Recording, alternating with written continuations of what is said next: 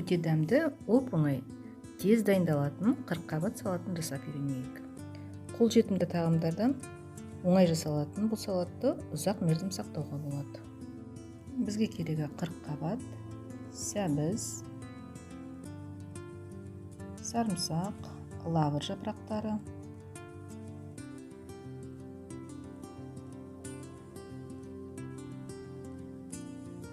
ас тұзы,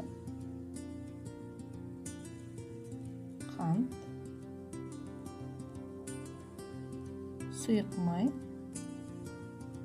сосын сірке қышқылы 70%.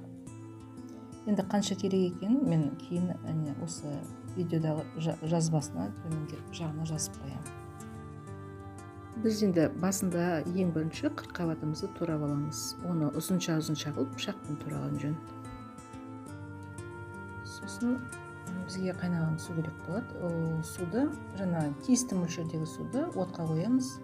Ішіне тұзын саламыз, секерін саламыз.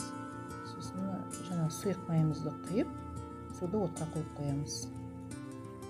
Енді суымыз қайнағанша сәбізімізді шинковкадан өткізіп аламыз. Өзіңіз білесіз, бұндай шинковка, біз корейский шинковка деп айтамыз әдетте. Сол шинковкадан өткізіп, сәбізді қырыққабатқа қосамыз. Енді сарымсағымызды тураймыз. Оны пышақпен турасақ та болады. Күштен өткізіп, міндетті түрде емес.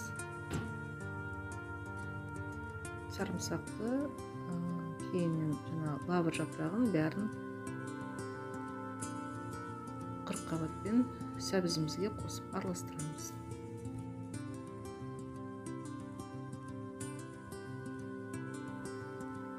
Суымыз да қайнап қалды.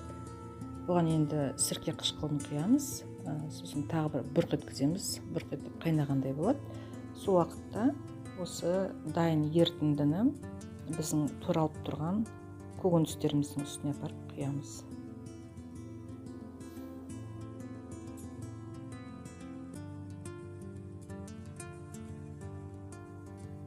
Сол суын құйып болғаннан кейін қақпағын жауып, салқын жерге қойып қоясыз. 2 күнде әбден пісіп дайын болады.